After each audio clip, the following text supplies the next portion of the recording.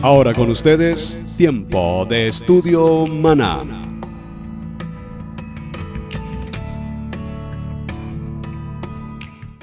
Bien, mis amados hermanos, bienvenidos a este tiempo de estudio bíblico devocional, un tiempo de Parashá en familia para la familia. Su hermano, Pastor Roberto Alfaro, les saluda y les damos como siempre la mejor y cordial bienvenida.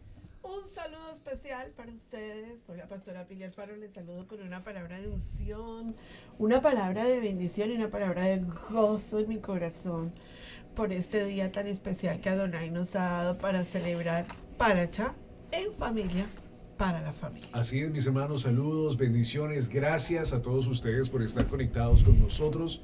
Estamos muy felices y contentos. Un poco tristes que la semana pasada no pudimos grabar nuestro programa y en verdad estar conectados con ustedes. Teníamos que tomar ya nuestras vacaciones familiares y en verdad eran muy necesitadas también, pero estamos de regreso hoy muy felices y contentos de poder conectarnos con ustedes, estudiar el Parashá de esta semana, el Parashá Miketz. Sí, muy bien, y para entrar a nuestro Parashá en el día de hoy, Miketz, es necesario que hagamos un breve recuento, indudablemente, del Parashá anterior, Vayetze. ¿Por qué? Porque esta historia, que abre como un capítulo, una sección nueva en Bereshit, tiene que ver particularmente con la vida de José. Así es que un resumen, Camilo, de lo que vimos en Vayetze, ¿de qué trata? Así es, el Vayetze, somos introducidos a la historia de José, el soñador, como le dicen sus hermanos, y vemos la historia de un gran hombre, de un gran joven, que lo vemos en el soñar, y eso es muy importante porque estamos hablando de que en el pasado Dios hablaba con estos hombres de esta forma. Era la forma como se expresaban, era la forma como Dios se expresaba con su pueblo y como Dios, por medio de José y el amor que Jacob tiene con José, Dios le muestra grandes sueños. Y vemos una vez más, si regresamos un poco a los parashás, vemos la historia de la ruta que Dios está teniendo todo en estos caminos. Y creo que también es muy importante algo que notar, la vemos en la genealogía de nuestro Mesías Yeshua, de que Dios puede usar a cualquier persona para su propósito y para su voluntad. ¿Y qué quiero decir con esto? En la vida de José, digamos en las generaciones de José, vemos que hay hombres que uno dice, pero esto porque está en la familia, hasta en las mejores familias, como dicen por ahí, ¿no? Y lo mismo lo vemos en la genealogía de Yeshua. Hubieron hombres y mujeres que uno dice, pero ese no es de realeza, o esa persona lo que hizo no debería estar en nuestra genealogía. Y vemos cómo a José Dios lo escoge para llegar a ese punto. Sus hermanos no lo tienen muy apreciado, especialmente porque lo mismo que decíamos, de que a Jacob lo aprecia mucho, lo ama mucho, y sus hermanos le tienen celos porque lo tenían a José como en un estilo más alto, era como el apreciado de casa, y sus hermanos, cuando su papá dice, ve y visita a tus hermanos, los hermanos, lo meten en una cisterna, lo venden, y José llega a Egipto, a la casa de un hombre muy, muy importante. Y es en sí donde vamos en la historia. Ya claro. Palabras pocas, palabras menos, pues ya tienes que estudiar mucho más de la Biblia en el sentido para poder llegar ya al punto crucial de lo que es la historia de José. Pero una vez más, un soñador, un hombre de Torah, un hombre de palabra, que si uno no puede ver la historia de José y decir que este no es un hombre de Torah, porque lo vemos, toda su vida lo vemos metido en la Torah, en la palabra. De hecho, pastor, perdóname un segundito a lo que Camilo está mencionando. Yo quisiera mencionar esto, que creo que lo vimos el año anterior en el estudio de Parashá. Ustedes recordarán. Esta historia de José en el Parashá Vayetze y en el Parashá Miketz, definitivamente esto es leer para creer. Sí. Porque en la primera parte en Vayetze, al resumen que estás tratando, vemos a los hermanos de José involucrados en todo tipo de, voy a decirlo entre comillas, pecado, odio, conspiración, tentativa de homicidio, es decir, de matarlo. O sea, era tanto odio. Venderlo como esclavo tal vez es uno de los pecados incluso más delicados, porque tiene que ver con robarle su identidad, robarle su privacidad, robarle su vida, venderlo como esclavo, mentirle a su padre, causar en su padre un dolor tan profundo durante cuántos años Jacob, pensando que que su hijo evidentemente había sido devorado por unas fieras o por las fieras del campo. Toda esta escena nos muestra que realmente los hijos de Jacob, estas llamadas posteriormente las tribus de Israel, las que formarían a Israel, pasaron por todo este tipo de pecaminosidad. Entonces, por eso cuando entramos hoy a Miquets, tenemos que buscar si en esos hombres, en esos 10 hombres, porque tenemos que excluir obviamente a Benjamín y a José, que no está presente, en esos 10 hombres realmente hubo en algún momento un tiempo de arrepentimiento, pues en de techuvá. En Rubén lo vemos que él dice, voy a decirles a mis hermanos que lo metan aquí a la cisterna para que así él apenas pueda lo voy a salvar. O sea que si vemos en la vida de Rubén algo diferente, algo de humildad. Sí. Algo que me llama mucho la atención con respecto al parachá de hoy es, recuerden que la hoja de vida, digámoslo, el currículum vitae, que es la palabra que se dice en Estados Unidos, ¿no? La hoja de vida de José es una similitud de camino a Mashiach.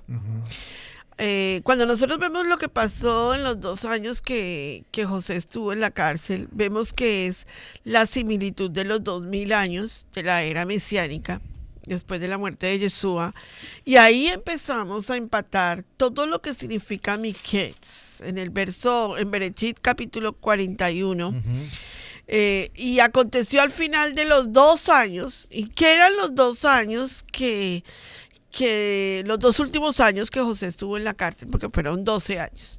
José tuvo que estar en la cárcel durante 12 años, en total, de todo lo que él vivió. Esto alude a que Mashiach tenía que sufrir y morir por las 12 tribus de Israel, ¿verdad? Y cuando nosotros vemos cada detalle, cuando nos vamos al detalle de lo que sucedió en la vida de José, y lo comparamos en la vida de Yeshua, encontramos el por qué tenía que vivir una experiencia tan dolorosa, de envidia, de celo, de contienda, de todo lo que vivió, ¿verdad? La comparación, entonces, ustedes saben, mi punto en el programa es ver la comparación. ¿Por qué? Hemos hecho la comparación entre Sara y Agar, entre Saúl y Jacob, entre cada uno de ellos, para ver qué es lo que resalta la Torá en respecto a esa persona.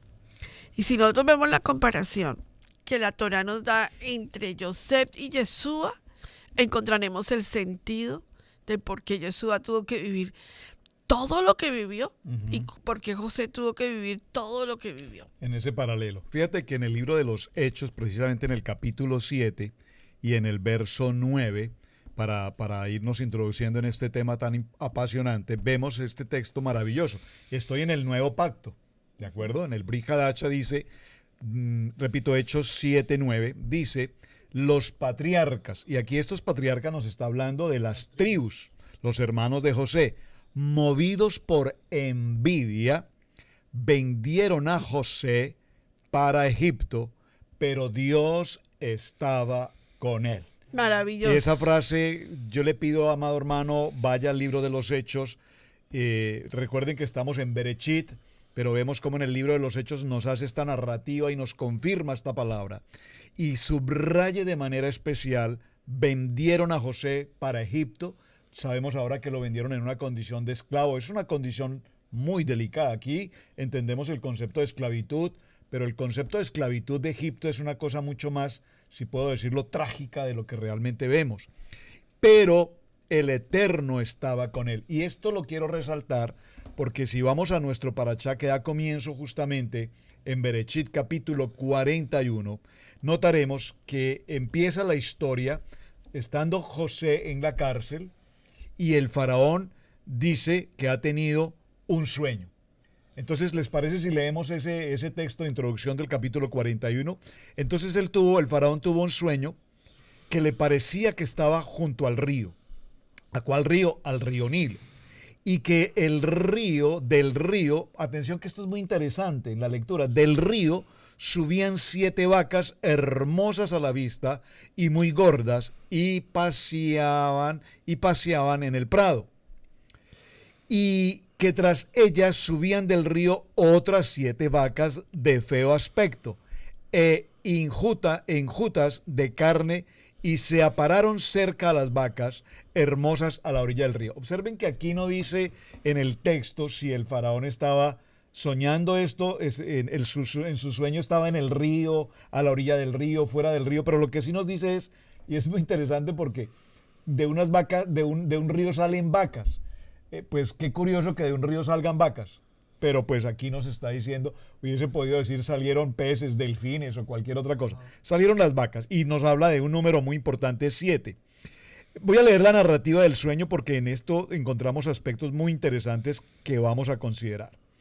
Y que las vacas de feo aspecto, esqueléticas, dice acá la palabra, enjuntas de carne, devoraban a las 7 vacas hermosas y muy gordas, y despertó Faraón.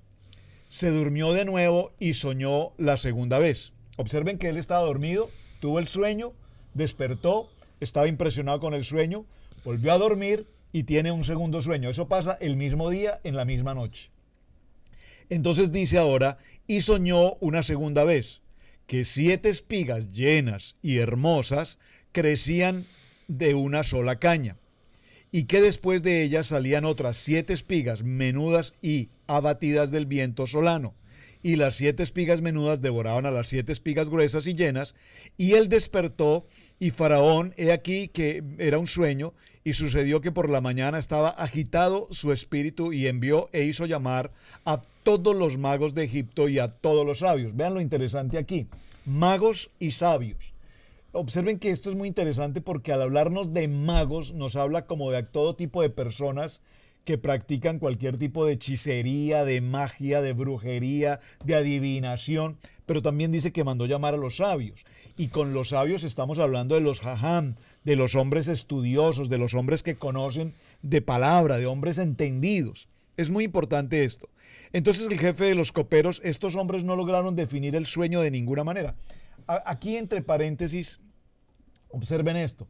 Es interesante porque me pregunto, los sabios y los magos al hablar con el faraón los sueños, ¿ellos no le dijeron nada? ¿Se quedaron mudos?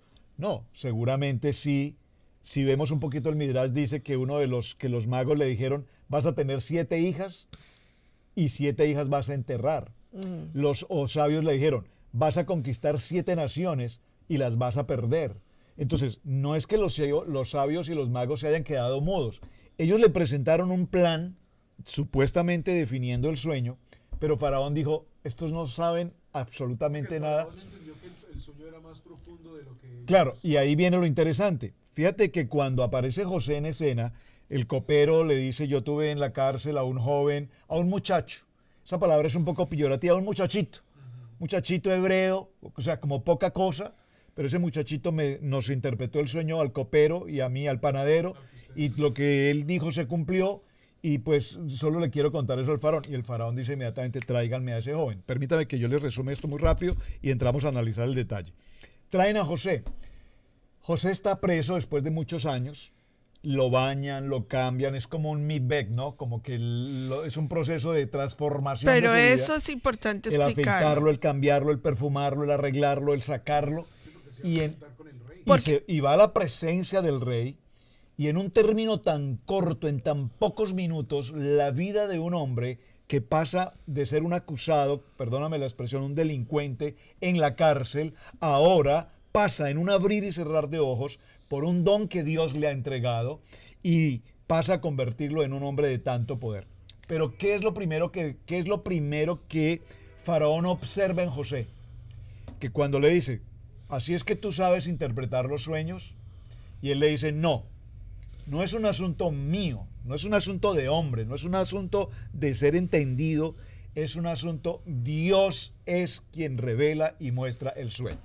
Ahí donde tú estás en este momento tan importante, hay que explicar algo sumamente importante en este parachá, que hace que el faraón ponga su mirada en José. Correcto, muy bien. Porque no fue cualquiera, ¿verdad? Él estaba preso. José estaba en una cárcel, la condición física y digamos, no emocional ni espiritual, sino físicamente, si el faraón visita a José en la cárcel, pues ni le hubiera puesto cuidado. Sí. Pero hay algo muy importante que usted tiene que resaltar en el momento en que lo sacaron. Mire, la parachá es muy clara porque nos va mostrando los pasos que se dieron para poner a José frente al faraón. Dice, lo sacaron.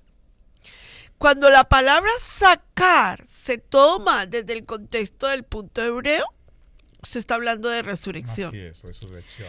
El Mesías no salió de la muerte mediante su propia fuerza. Amén. Fue resucitado por el Padre, como está escrito en el libro de Hechos, capítulo 2, verso 24, dice, a quien Dios resucitó poniéndole fin a la agonía de la muerte, puesto que no era posible que él quedara bajo el dominio de ella.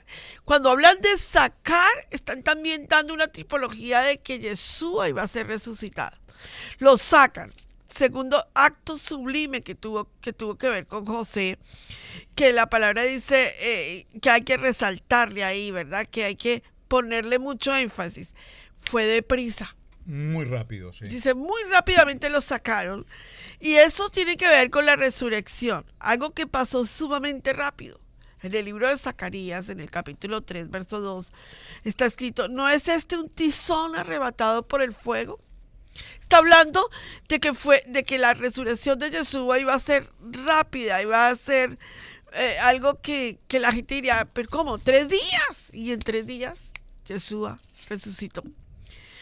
Ahora, algo que nosotros vemos que resalta la parachá con respecto a lo que sucedió con José en el verso 42:8, pastor, es que bueno, me adelanté para ti, porque no has llegado donde los hermanos. Uh-huh. Algo que tenemos que entender nosotros, lo afeitaron, lo bañaron, le hicieron un mikvé, uh-huh, ¿verdad? Lo prepararon para estar frente al faraón. Cuando el faraón encuentra a José, no encuentra un preso. ¿A quién encuentra? O sea, si nosotros nos ponemos a pensar, Camilito, lo bañan, lo afeitan, lo preparan, lo ponen frente al faraón. El espíritu de José, la palabra del Eterno, dice que él no necesitaba nada porque la Biblia resalta un versículo que no encuentro, pastor, necesito que lo encontremos, que dice que José poseía un espíritu superior, uh-huh, ¿verdad? No necesitaba dinero. Y Potifar dijo, y todo lo que este joven hace, prospera. Exacto, no necesitaba dinero. Lo mismo que Jacob. Siempre resalto esto para enseñarle a la gente que la gente hoy en día dice, no, es que si yo tuviera, no, José no tenía. José estaba en la cárcel desprotegido financieramente en cuanto al mundo, pero protegido por Adonai. Y tuvo que aprender a hablar el idioma también, incluso, o sea, la cultura. En la cárcel prosperó. Déjame un pequeñito paréntesis ahí ahora que menciono esto, porque la pregunta es, ¿por qué pasó tanto tiempo José en la cárcel? Pero no era una cárcel, vamos a decir, una cárcel común de delincuentes comunes, sino que José estaba en la cárcel de los ministros del palacio. Sí. Hombres del palacio, hombres del ministros del rey, ministros de economía, ministros de estrategia militar, ministros de guerra, ministros de administración. Ellos que habían cometido alguna falta eran puestos en esta cárcel. A esa cárcel fue llevado José. ¿Qué es importante resaltar allí? José durante ese tiempo y esa permanencia en esa cárcel se rodeó de este tipo de personas. Entre ellos está el copero y el panadero. Pero ¿qué aprendió José rodeado de estas personas? Aprendió disciplina, aprendió protocolo, aprendió estrategia de reino, aprendió cómo dirigirse al faraón, cómo tratar a la gente en una corte de este tipo, digamos, de monárquico, si puedo usar esa palabra, de tal manera que Gansú le tapó. A mí me encanta esa frase. ¿Por qué? Porque todo ayuda para bien. Berechit 39:2. Usted tiene que marcar esa cita. Yo creo que citas que a mí me encanta restaurar, no restaurar, sino resaltar. Resaltar. Thank you, pastor. Mas Yahweh estaba con José y fue varón próspero y estaba en la casa de su amo el egipcio. ¿Sabe? Cuando nosotros llegamos a este nivel y vamos ahora a ver el sueño del faraón y la estrategia estrategia con la que José se preparó frente al faraón y luego desarrolló. Ayer Camilito me colocó un video que me dejó impactada. Yo quiero que comparta esa parte. ¿Cómo hizo José para los graneros? ¿Cómo fue que fue esa estrategia? ¿Por qué nosotros podemos encontrar toda una cantidad de cultura dentro del pueblo egipcio que es hebrea? Claro, y ahí llega un punto muy importante también, que vemos en el verso 12, la palabra nos dice, el que estaba en la cárcel con José le dice, estaba allí con nosotros un joven hebreo. Es cuando ya comenzamos a ver la parte hebraica, claro, en la vida de José, porque hasta el momento no se había usado esos términos. Correcto. Y es hasta el momento donde José... Ahora, algo muy importante también aquí es que en este tiempo no es que hubieran tantos esclavos en Egipto. Acordémonos que la parte de esclavitud entró ya con los tiempos de los hebreos en Gosenland, cuando se multiplican y los vuelven esclavos, pero ya en este tiempo eran una mezcla de cultura lo que había en Egipto. claro. Y también yo creo que tenemos que entender algo muy importante, ya corriéndonos un poco más allá en el Parashá, para entrar y poder entender esto también. José fue uno de los más importantes en Egipto. O sea, estamos hablando de que Egipto en este momento era el centro del mundo. Absolutamente. José, el imperio más grande del me mundo. impacta que la vida del rey de Egipto le dice, ya lo vamos a ver en unos segundos, pero para que no se me olvide, le dice, tú vas a ser encima, tú vas a estar en el poder de todo lo que existe. Y la frase me suena un poco tan chistosa porque le dice, y el único que estará al frente de ti Por seré encima yo, tuyo. porque yo soy el rey. Es como decir, si yo pudiera hasta darte a ti el reinado, también te lo daría a ti para que tú también fueras el rey. Claro. Y era tanta lo que No, y le decía, entregó su anillo incluso. claro, donde él iba, él era el rey, era como el rey. Pero me encanta la cita bíblica que usó la pastora, porque entonces vemos como la voluntad de Dios, la soberanía de Dios, y la vemos una vez más en José. Yo sé que me estoy saltando, pero él le dice después a sus hermanos, ustedes no se preocupen. Sí, Claro. es la Dios- voluntad de Dios. Dios me trajo aquí. Dios, después ya José, yo creo que ya José a estos puntos donde él ya se está presentando al frente del faraón, Claro. él ya dice, yo no estoy aquí por Claro. Por casualidad. por casualidad. Y mira lo interesante, porque recordemos que Faraón es un dios.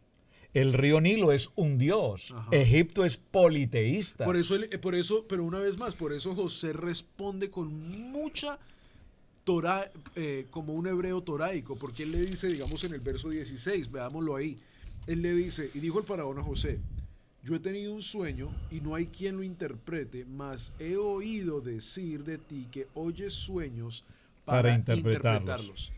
Yo creo que pudiéramos decir este punto muy importante en este verso.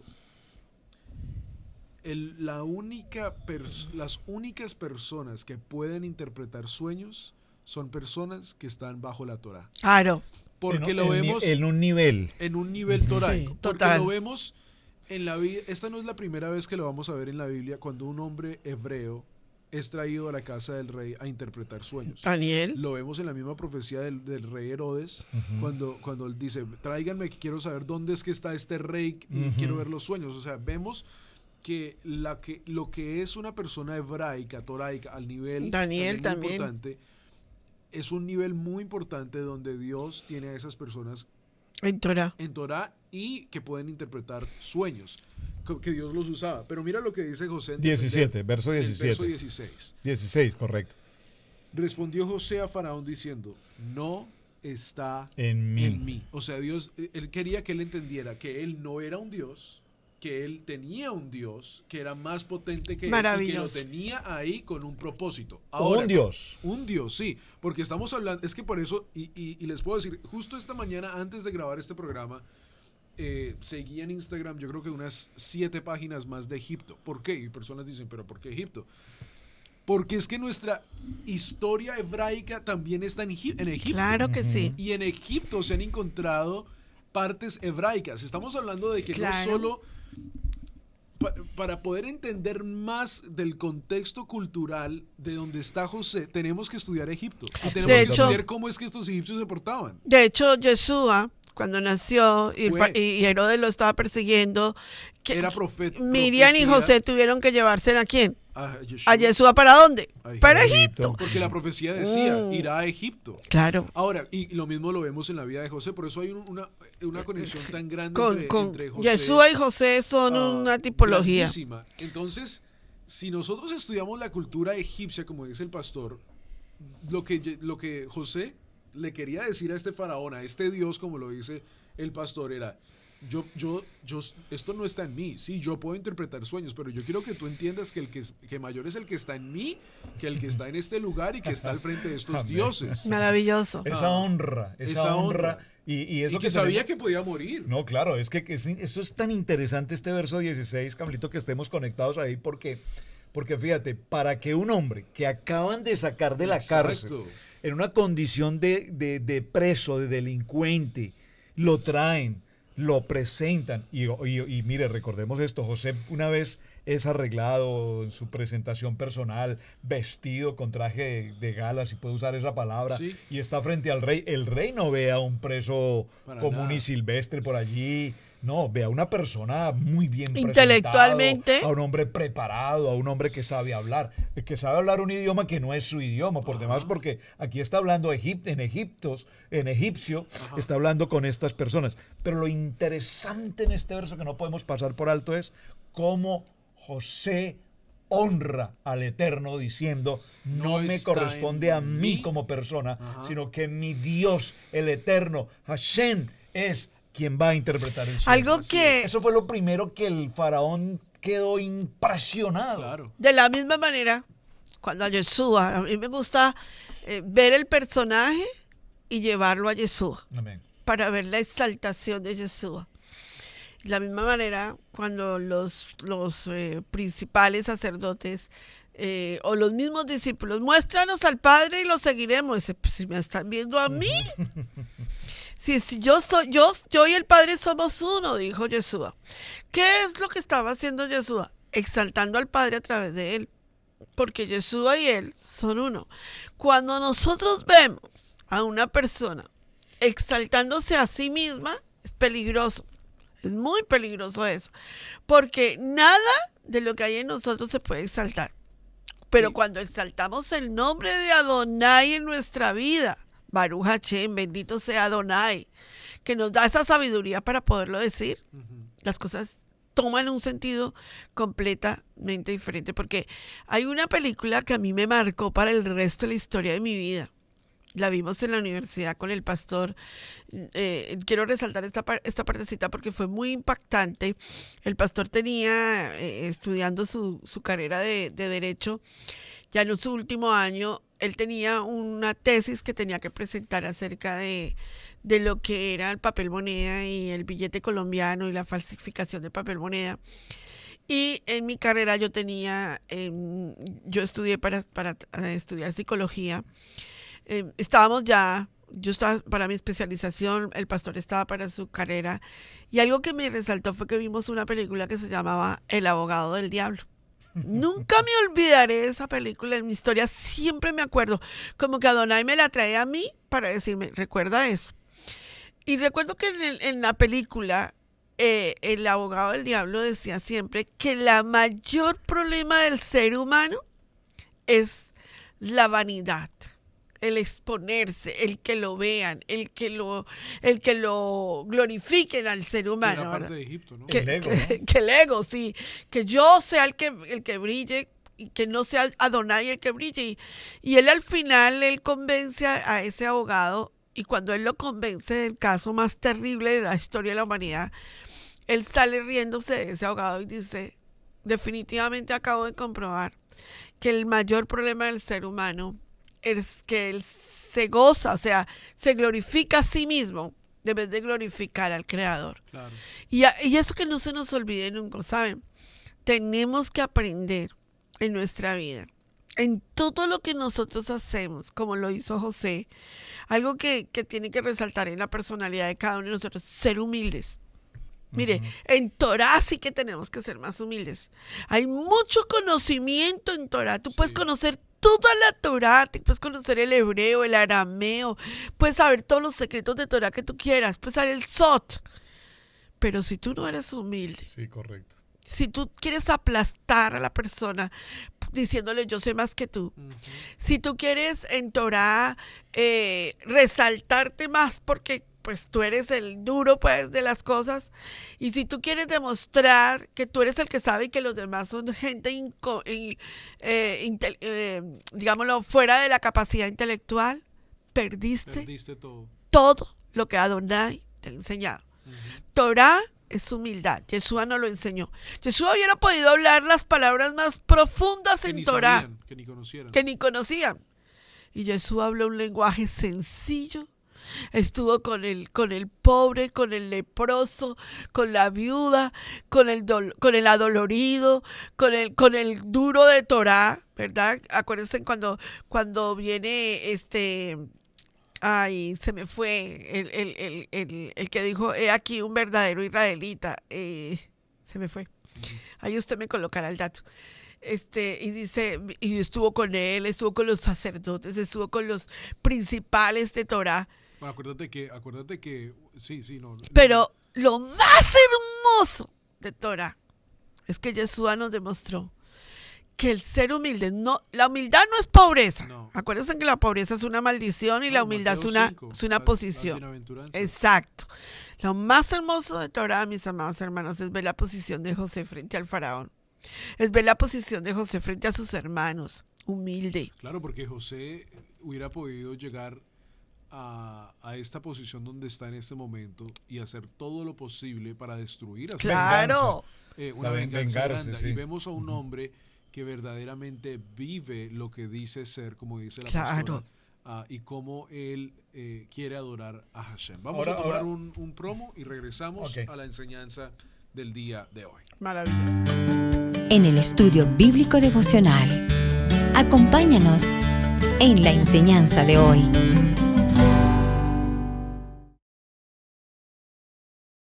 Fíjate que tratando este tema tan interesante, porque es que la vida de José definitivamente es me apasiona. apasionante, pero tiene una enseñanza nuestra aplicación. Y ahora que la pastora nos habla de ese concepto de humildad, Mateo 11:29 nos dice, sed humildes, y Yeshua nos enseña humildad. Yo compartí en estos días con un hermano de Honduras, que lo saludo, al hermano Jair a propósito, y compartíamos esto. ¿Por qué pretendemos nosotros, los que estamos en este proceso de transición de lo que llamamos raíces hebreas o raíces de nuestra fe, todo esto, el querer presumir de saber y conocer Torá, Eso no cuando el pueblo judío nos lleva 2500 años de ventaja celebrando Shabbat y celebrando Y los criticamos. los 613 Misbot, y nosotros pretendemos saber más que 2500 años. Yo le decía, si en nuestra cultura hispanoamericana, si puedo usar esa palabra latina, el que más llevará 30, 40 años, y no creo que lleve 100, porque nuestra historia viene desde 1492 en América, o sea que no tenemos ni 500 años. O sea que si alguien desde el tiempo del descubrimiento hasta hoy estudió Torah, no lleva más de 500 años. Pero miren esto, volvemos al punto. José honra al Eterno, recibe la transcripción de los sueños, y se sucede un fenómeno importantísimo que me gustaría que tratáramos sobre este punto, pero hay mucho tema que tratar, pero que nos concentremos un poquito en este punto. Dice en el verso 32, el suceder el sueño a Faraón dos veces significa que la cosa es firme para el Eterno y que el Eterno se apresura a hacerla. Observen, Dios es el que te está hablando, Faraón, es Dios el que te está mostrando. En el verso 28 dice, esto es lo que respondió a Faraón. Lo que Dios va a hacer, lo ha mostrado a Faraón. Dios es el que te está hablando. Vemos lo mismo, lo vamos a ver un poco más adelante en la historia, pero vemos aquí, como lo decía yo al principio, la soberanía de Dios. ¿Por qué? Porque en el futuro vamos a ver cómo Dios endurece el corazón del faraón. Claro. Para su gloria. Sí. Mientras está llevando a otro hombre por otro camino, por otra visión, lo está llevando a que hable con el faraón para que el faraón deje ir al pueblo, pero Dios está endureciendo el corazón del faraón. O sea, vemos la soberanía de Dios, de que Dios por sueños se está revelando al faraón. Por propósitos y su voluntad tiene a José en la cárcel, pero por el mismo sueño lo va a sacar a José de esa cárcel para que él testifique su nombre en los palacios de estos dioses que ellos adoraban, para que Dios sea exaltado en su majestad y en su soberanía. Y José le dice, el sueño que tú estás teniendo es de Dios. Y Dios cuando te lo da 2 veces, te está diciendo que lo va a hacer. Y mira lo interesante, porque José tuvo 2 sueños. Ahora el faraón tiene 2 sueños. Ajá. Es interesante. Y mira, vamos al verso 33. Porque aquí en el verso 33 hay una escena que definitivamente, repito, si no la leemos, no la podríamos creer. Observen el verso 33. ¿Qué hace José? Le da una interpretación del sueño, es de parte de Dios el que está hablando. El sueño dice esto, nos va a hablar de abundancia, nos va a hablar de pobreza, exactamente le explica. Pero en el verso 33 dice, ahora José dice, por tanto, provéase ahora Faraón de un varón prudente y sabio, y póngalo sobre la tierra de Egipto. Hágase esto, Faraón, y ponga gobernadores sobre el país, y que den 1/5 de la tierra de Egipto en los 7 años de abundancia, y junten toda la provisión de estos buenos años que vienen, y recojan el trigo bajo la mano de Faraón para mantenimiento de las ciudades, y guárdenlo. Y aquella provisión en depósito para el país, para que los 7 años de hambre que habrá en la tierra de Egipto y el país no perecerá de hambre. Entonces, ¿desde qué momento y de qué manera y por qué circunstancia a José se le llama para que interprete un sueño y termina indicándole a Faraón qué es lo que tiene que hacer? Es decir, que en un abrir y cerrar de ojos José toma un control de autoridad frente a Faraón que incluso pasa a ser consejero. Ahora no es simplemente un intérprete de sueños, ahora es un consejero y le dice qué tiene que hacer. La pregunta es, ¿con qué atrevimiento José, con qué atrevimiento en el sentido espiritual?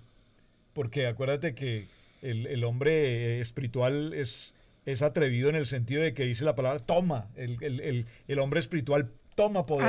Arrebata, dice. ¿Y de qué momento José pasa no solamente a ser un intérprete de sueños, sino a ser un consejero del rey e indicarle lo que tiene que hacer? Pero ¿en qué momento el faraón permite que José le diga lo que tiene que hacer? Lo único que le faltó decir en este texto es, Faraón, su majestad, usted tiene que nombrar a un hombre sabio, inteligente, preparado, que se llame José. Fue lo que le faltó. Claro. Y el faraón inmediatamente dice, ¿quién más sabio que este hombre en el que el Espíritu de Dios está en él? Ajá. Algo que me resalta en esa manera de verlo es la capacidad de preparación de una persona frente a lo que es un desafío. Si nosotros no preparamos a nuestros hijos para enfrentarse a los momentos donde tienen la oportunidad para salir adelante, jamás van a poder tener la oportunidad. O sea, ¿qué quiero decir con esto? Cada día de nuestra vida, nuestros hijos se enfrentan a desafíos. Y ellos pueden ser el José de un presidente, el José de un asesor, el José de algo grande y poderoso. Pero si no los preparamos, ¿tú crees que José se paró allí y dijo, déjeme pensar? El copero podría ser el mejor. No, él vino con una estrategia económica, era un economista, un estadista, un hombre que sabía lo que... Exacto. Yo algo que resalto, los premios Nobel de en este momento se los está ganando Israel. Los israelitas están ganando los premios Nobel de todo ahora en este momento. Pero tú pregúntate por qué. ¿Qué es lo que está pasando con este pueblo que está empoderándose de esta manera? Pues nada más y nada menos que estudian. Número 2, están en la yeshiva de día y de noche aprendiendo Torah. O sea, la revelación no viene porque sean los hombres más inteligentes, no, sino porque la sabiduría viene de Torah. El temor al Eterno es el principio de la sabiduría. Claro, entonces yo en este momento, por ejemplo, déjenme compartirles algo. No me estoy saliendo del tema, estoy compartiéndolo. Camilo, por ejemplo, me encanta la posición de Camilo cuando él me dice, mira, mi jefe en el trabajo, él sabe que si yo estoy en el turno que me toca, él sabe que yo voy a rendir lo que él necesita. Y él cuando él dice, Camilo está de turno, yo estoy tranquilo. ¿Por qué? Porque Camilo se ha empoderado de tal manera que ha ganado la confianza de su jefe en lo que se necesita en su trabajo. Eso es empoderamiento. No es que quiera resaltar a mis hijos, porque pronto usted dice, ay, pues tienen que hablar de sus hijos, pues yo no puedo hablar de otra cosa. Pero voy a compartir algo. Tengo que llegar a un nivel con ustedes en este parachá, porque es un parachá de familia, para la familia. Pero nuestros hijos amados no pueden ser hijos ignorantes de Torah.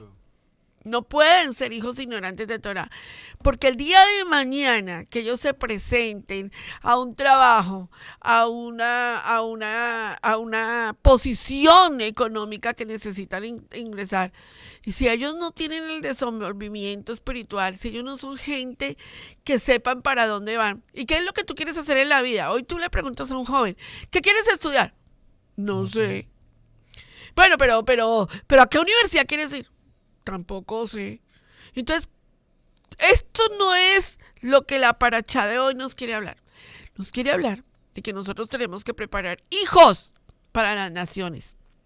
Este es un hijo que se paró en la corte del rey y sacó la cara por su padre Jacob y por sus 11 hermanos, que no eran ninguna belleza angelical. Él sacó la cara por ellos. Yeshua se paró frente a todo el sacerdocio, frente a Poncio Pilatos. Y cuando Poncio Pilatos lo interrogó, él dijo, wow, este es un hombre súper capaz, súper inteligente. Yo no le veo pecado a este hombre. Así nos tenemos que parar frente a nosotros, defendiendo Torah con sabiduría y con entendimiento. Es mi verdad de hoy para este parachá. No, y creo que también algo muy importante que notar aquí es, una vez más, como lo decía hace unos minutos atrás, si uno estudia la parte de Egipto, el que José, vamos a leer pues un poquito para que podamos ver el punto que estoy diciendo. Y dijo el faraón a José, pues que Dios te ha hecho saber todo esto, no hay entendido ni sabio como tú. Imagínate, wow. En todo Egipto no hay nadie como tú. Tú estarás sobre mi casa y por tu palabra se gobernará todo mi pueblo. Wow.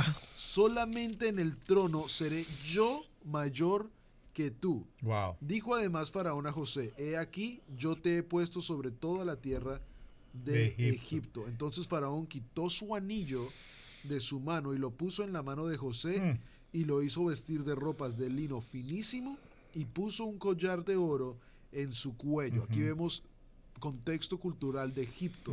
Y lo hizo subir en su segundo carro. O sea, estamos hablando Ferrari, estamos hablando la limusina. Estamos hablando de carro de fino. Y llamó el faraón el nombre de José Safnat Panea y le dio por mujer a Esenat, hija de Potifera, sacerdota de On, y salió José por toda la tierra de Egipto. Okay. Claro. Ahí entramos a un punto maravilloso. Creo que es un punto tan importante porque estamos hablando que José es llevado al punto más importante de la historia del mundo. Claro. Y aquí entra una vez más, yo creo que lo que hablaba la pastora hace unos segundos atrás, cómo era tan importante que él estuviera fuerte en su Torah. Y si esto no está pasando en casa hoy en día, está grave. Yo lo pudiera decir, estamos en crisis en este momento, estamos en crisis. De nada nos sirve, como decía el pastor, decir que estamos en las raíces hebreas cuando nuestros hijos no están ahí. Sí. Si no tenemos futuros José, si no tenemos futuros Moisés, si no tenemos futuros Danieles, Rebecas, Raquel, Esther, Hadassas, Déboras, preparándose en las iglesias, en las quejilás, en las comunidades, como lo quieras llamar. Si te quieres pelear por nombres, hazlo, pero no, y lo digo con este contexto, estamos tan ocupados en esas estupideces, en esas peleas, que en casa no se están preparando. Y estoy hablando en general, una vez más, esto es en general. Yo sé que sí hay niños que se están preparando, pero estoy hablando en el futuro general, que estamos tan ocupados en cosas que a lo mejor a veces y esto que estoy diciendo lo he escuchado de maestros que llevan más de mucho tiempo en las raíces hebreas o en la parte nazarena, lo que sea, que vienen a este punto y dicen, paremos de pelearnos por estupideces, unámonos y preparémonos, porque si no lo que estamos estudiando en 20 años no va a servir para nada, porque aquí uno siempre tiene que entender con el punto generacional como lo entendía Jacob. Se ha muerto mi hijo. Claro. El que lleva mi bendición. Si ese se murió, ¿ahora qué voy a hacer yo? ¿Cuál es el futuro? Estos 11, yo los veo con su actitud odiosa, rencorosa como era mi hermano Esaú. Peleándose. No hay futuro. Mi hijo prometido ha muerto, el que yo preparé en la Torá, el que yo le di una túnica. O sea, y si hoy en día no estamos preparando estos tipos de hombres y mujeres en casa, el movimiento, lo pudiéramos decir de esto, no tiene futuro. Sí. Por eso es muy importante que en casa hayan padres como Jacob, Rebeca, Raquel, Lea, de que están sometiendo a sus hijos a la Torah. Y yo iría hasta lo más profundo a decir esto, debido a que he estudiado en Estados Unidos en las universidades. Diría que es más importante la educación bíblica, toráica, que una educación universitaria. Porque vemos ahora jóvenes entrando a las universidades como lo que veíamos en Egipto, donde ellos estudiaban, las estrellas, la luna, estudiaban la economía, estudiaban el tener esclavos, pero eran ateos o politeístas, muchos dioses o algo. ¿Sabes que me causa tan sueño? Ahí lo están en este mismo parashá. Las mujeres no le eran fieles, ahí lo dice en la palabra. Ninguna de las mujeres egipcias eran fieles con sus esposos. Ahí lo vemos en la parte anterior en el parashá, cuando la mujer de Potifar trata de dormir con él, y la palabra dice que era porque las mujeres de Egipto no eran fieles, no eran fieles con sus esposos. Entonces vemos todo un contexto tan grande, y regreso al punto que es más importante en casa que haya un estudio toraico, porque lo que estamos viendo en esta crisis de la juventud es que vemos a jóvenes ir a estudiar a universidades de 4 años, estudian 5, 6, 7, lo que sea, pero regresan ateos, y con este siguiente punto lo siento, regresan homosexuales, regresan con el movimiento LGBTQ, y estamos viendo una crisis bien grande. Comunistas. Y hemos escuchado padres en reuniones, y nos estamos saliendo. No nos estamos saliendo del tema, Camilo, va con esto. Esto es lo que tenemos que hablar. Donde nos dicen cosas como, muchachos que han venido y nos dicen, yo quiero ser un pastor, yo quiero ser un misionero, y los mismos papás los dicen, no, usted eso no va a vivir, eso no es para eso no le va a dar plata. Eso no le va a funcionar para nada. Usted vaya y estudie sus 4 años de ingeniería, pero regresan y ateos, perdidos. Y esta historia de José es una historia de honor a Jacob, de que él había preparado también a José, a este gran hombre, que ahora va a ser el segundo en mando, y hasta pudiéramos decir el primero en mando en Egipto. Absolutamente la primera autoridad. Es que él tenía esa capacidad, esa delegación. Sabiduría. Y yo quiero resaltar nuevamente lo que veníamos tratando ahora que estás mencionando esto, Camilito, cómo el faraón pudo ver en el corazón de José un hombre intachable, un hombre con una calidad extraordinaria, porque recordemos que Torah es un manual de instrucciones, un manual de vida. Yeshua es nuestro manual de vida. Yeshua es él es la Torah viviente. Entonces, ¿qué vio el faraón en José? Vio la Torah, vio la verdad, el Emet, y vio un hombre íntegro, de tal manera que él dice la palabra que se quitó su propio anillo y se lo entregó, le delegó el gobierno sobre todo el imperio más grande de la tierra. Ahora estamos viendo, Camilo, yo sé que no es el tema, pero tenemos que tratarlo. Pero estábamos viendo, tuvimos la oportunidad hace unos días de estar visitando toda una región al lado de Denver, Colorado, el cañón del Colorado, todo esto. Bueno, el cañón de Glenwood. Sí, pero es el Colorado, el River, el Colorado River, todo esto.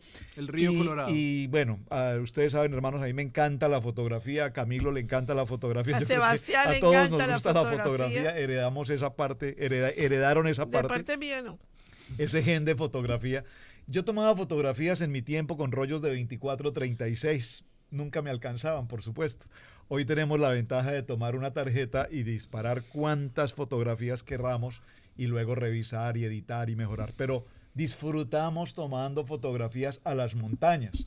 Y la gente dirá, ¿qué tiene de interesante una montaña? Pues estas montañas tienen una forma, una estructura. Las cavernas, tienen una manera de estar preparadas que el ojo humano al verlas no puede decir, esto tiene que tener una historia más allá. Y entonces vimos que Camilo estaba presentándonos un documental. Una teoría, sí, una teoría del Gran Cañón.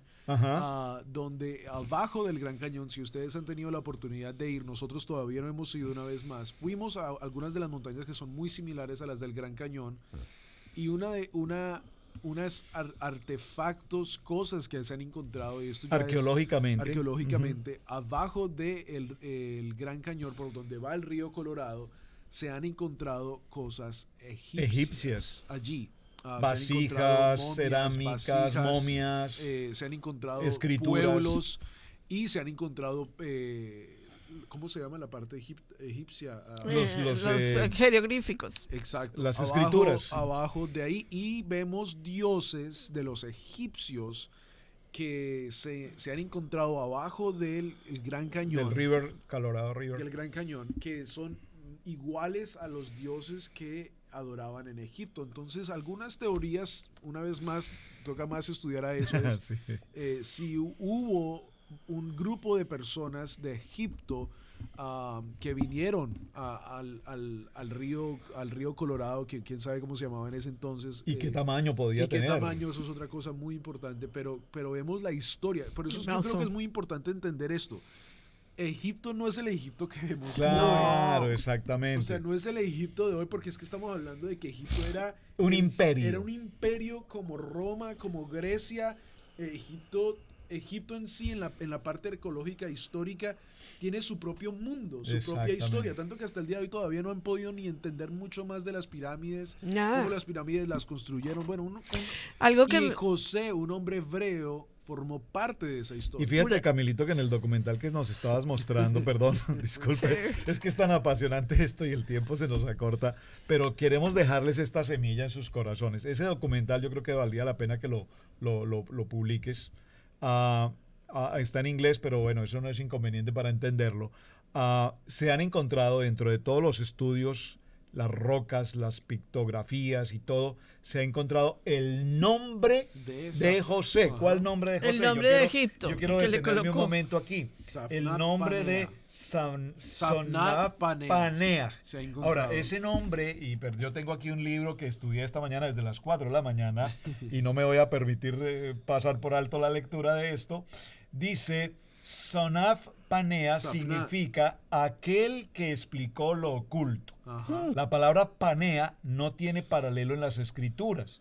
Si ese es un nombre egipcio, no lo entendemos. Si es una traducción de su nombre al hebreo, entonces no conocemos el nombre egipcio de José. Es posible que el faraón preguntara a José cuál sería su nombre respetable en su propia lengua o alguno que estuviera familiarizado con la lengua de Canaán, pues estaba cerca de Egipto. Así vemos que la hija de Faraón también dio a Moshe un nombre hebreo, que fue tomado de las aguas. Lo llamó Moshe, un nombre hebreo sacado de las aguas. Si bien es importante entender que el nombre de Sonaf Paneah, aquel que explica lo oculto, deja sin explicarnos dos cuestiones básicas que sí encaran a los demás comentaristas. Y es que el término hebreo se sugiere era una traducción de la Torá de su nombre egipcio, y este nombre egipcio nos muestra que José era reconocido como un intérprete de lo sobrenatural, de lo más allá, a través de Dios. Entonces, el nombre que fue otorgado por el faraón a José era un nombre que el mismo faraón sabía que le correspondía única y exclusivamente a un hombre que tuviese, como dice en el texto, en este capítulo que estamos estudiando, el capítulo 41, que tiene el Rúa de Dios. ¿Un espíritu? El espíritu de Dios. Un espíritu superior. Exacto. Un espíritu superior. Dos cosas que en las cuales podemos terminar este parachá, esta conclusión del parachá de hoy. ¿Vamos a colocar conclusiones? Sí. Bueno, conclusiones. Conclusiones del Parachá en familia. Conclusiones. Bueno, No. si no, no podemos faltar esta partecita importante. Los hermanos de José en su primera venida no lo reconocieron. Ajá. No entendieron el papel de José. No entendieron por qué José habló de las 11 espigas que se doblaban. Ellos no entendieron nada. Ujú. Lo mismo pasó cuando Yeshua. Ajá. Judá no entendió cuando Yeshua vino. No lo reconoció, no lo entendió. No entendió absolutamente nada del papel del Mashiach. Pero cuando nosotros vemos el capítulo 43, nosotros vemos que las 11 espigas llegan a José, porque José es la 12. Allí se completan las 12 espigas, que son las 12 tribus de Israel. Y cuando nosotros vemos el capítulo 43, entendemos que ahí es donde José se revela a sus hermanos. Yeshua en su segunda venida va a ser reconocido por Judá. Lo van a reconocer. Así que no te preocupes tanto si Judá en este momento no reconoce a Yeshua. Lo va a reconocer. Porque en la profecía bíblica nos da claridad de que en la primera venida Yeshua no fue reconocido, José no fue reconocido por sus hermanos, pero en su segunda venida José se revela a sus hermanos y en su segunda venida Yeshua se revela a Judá. Y Judá dice que todo, dice la palabra en Santiago, todo ojo lo verá y toda lengua confesará que Yeshua HaMashiach es el Adonai, el Ejad Amén. de Israel. Tengo que decir esto en un minuto, porque Dígalo. esto que acaba de decir Pastora está tremendo y se me revela esta palabra. Miren, en el sueño de José, cuando las espigas se doblan y todo lo demás, se empieza a cumplir ahora, porque el mismo José no entendía. El mismo José no entendía Él lo que solo estaba vino a pasando. contarle a sus hermanos. Pero observen que ¿en cuántas ocasiones se postran ellos frente a José? En dos ocasiones. La primera vez, los 10, porque Benjamín no vino. No vivía. No vino porque es el hijo que ama a Jacob. Dijo, "Esto Y me lo matan no otra puedo vez". correr riesgo. Pero Jacob le dice, vayan ustedes, pero no lleven a Benjamín porque no quiero que me le pase nada. Sí. O sea, a ustedes les puede pasar cualquier cosa. pero a usted no. Esa bendita historia que ustedes me contaron no me la van a contar otra vez.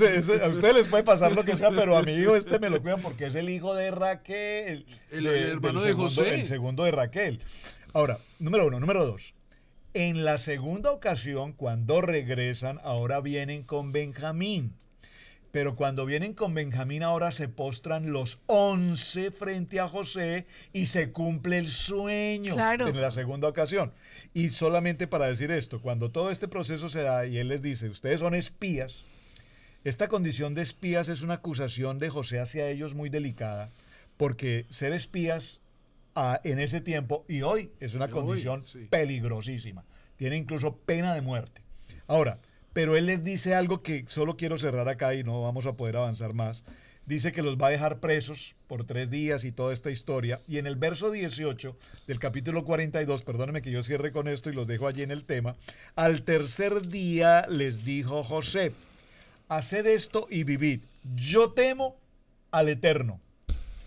¿Qué les quiso decir José aquí a sus hermanos? El Dios que ustedes aman, el Dios al que ustedes adoran es mi Dios. Yo temo al Eterno, Hashem.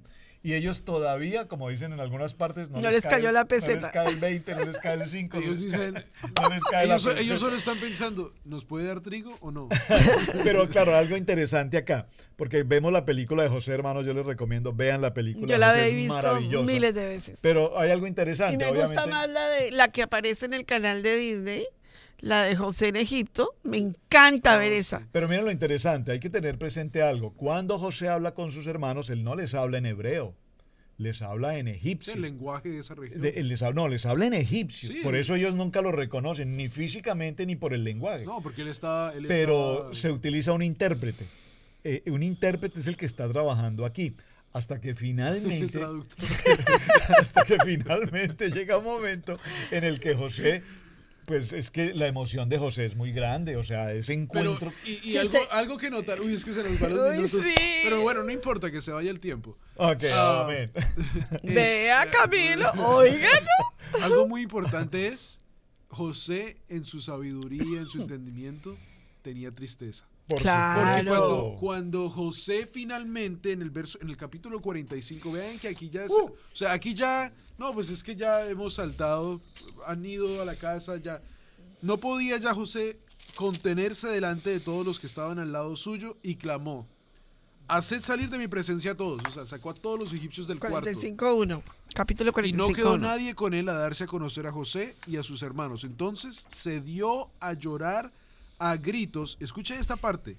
Y oyeron los egipcios y oyó también la casa del faraón. Y dijo José a sus hermanos: yo soy José. Un día dirá Yeshua: yo soy el verdadero Amén. Mesías. Ujú. Vive aún mi padre Jacob, Israel. Y sus hermanos no pudieron responderle porque estaban turbados delante de él. Qué interesante. Qué miedo tan grande. Uy, a este que tratamos de matar ahora es el rey de Egipto. Entonces dijo José a sus hermanos: acercaos ahora a mí. Y ellos se acercaron y él dijo: yo soy José vuestro hermano, el que vendiste para Egipto. Ahí entra la cita bíblica, el video que les envié ayer, Isaías 53. Sí, hermoso Yo soy el video. Mesías, el que ustedes mataron, el que ustedes Crucificaron. mutilaron y crucificaron. Ahora pues, no. Así pues, no me enviasteis aquí vosotros, sino Dios. José dice: el propósito de Dios es el que me tiene aquí, que me ha puesto por padre de que me ha puesto por padre de Faraón y Wow. por señor de toda su casa. Wow. Era como que José era el padre espiritual del faraón. Wow. Era el hombre más importante El consejero. de Egipto, el consejero. Era el hombre que movía que las Cuando estrellas. José hiciera, el faraón El faraón aprobaba. decía. Pero mira que aquí vemos una vez más la tristeza que yo decía que los egipcios también entendían en José. Porque dice: daos prisa, id a mi padre y decirle: así dice tu hijo José, Dios me ha puesto por señor de todo Egipto, ven a mí, no te detengas, habitarás en la tierra de Gosén, en la tierra más hermosa. Sí. En la tierra más hermosa. Gosén.